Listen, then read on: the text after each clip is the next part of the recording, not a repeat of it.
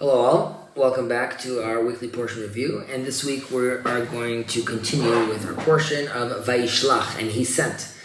We're still with Jacob, and he is sending out, post his struggle with the angel, he is sending out a greeting party in an attempt to reconcile with his brother Esau, which thankfully is very successful in a beautiful dramatic scene where they hug and embrace each other. And in this portion we also discuss the horrible attack on Shechem due to the horrible attack by the prince of Shechem on Dinah, his assault onto her, and the reaction of Simon and Levite, the sons of Jacob. And we also, towards the end of the portion, discuss the birth of Benjamin and the death of Rachel, our mother. Now, today I'd like to focus a little on this character, Dinah, right? Who is this character, right? We have the 12 sons of Jacob, and then we have this daughter. And in a certain sense, she could potentially be the 13th tribe of Israel. And from a symbolic point of view, a woman is a receiver, and the man is the provider of the abundance. And according to that symbolism, finding a husband for Dinah, right, what they were attempting to do and forming a partnership with the nations of the world would have really established a tribe, this 13th tribe, that could serve to be a link between Israel and the nations.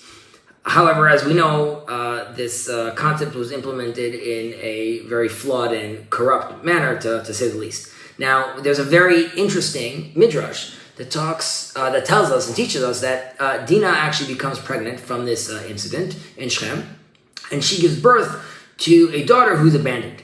And now this daughter is picked up by Egyptians, who bring this baby down to Egypt, and this baby grows up to be Osnat. And Osnat is the daughter of Potiphar. The wife of Potiphar adopts this girl. And later we're told that Osnat marries Joseph, right? And from them we have their two sons, Ephraim and Manasseh. Now, we could maybe see this 13th tribe that we mentioned earlier actually being established through the offspring of Dinah's daughter and Joseph, right? So between Ephraim and Manasseh, it was the tribe of Ephraim that fulfills the role that was originally intended as a partnership with the nations. And this is also why Jacob says of his grandson, his seed shall become a multitude of nations, right? Now, Ephraim was really meant to realize this mission, and a task that is really initially meant for the nations, but it failed. And then this mission was sometimes fulfilled poorly, and we also see this in the text in Hosea, that Ephraim mixes with nations, right? So it didn't really work out necessarily. Yet, it's also realized in a certain sense that in the future, the Messiah son of Ephraim, or the Messiah son of Joseph, right, the Josephite Messiah, will ultimately gather the divine sparks from among the nations, as we talk about many times, and bring and have them join into Israel's redemption. So it's possible that Joseph, he might have been unaware of Osnat's true lineage and likely believed that she was Egyptian.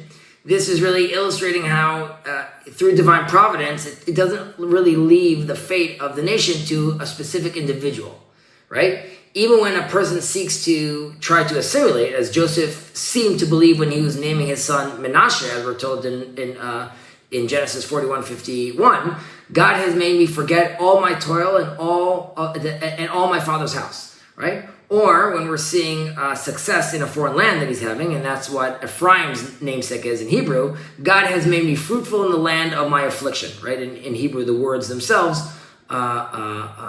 correlate to his name Ephraim. And God's hand is actually still ensuring the continuity of the family of Jacob, even though Joseph himself thinks that he has moved away from this lineage.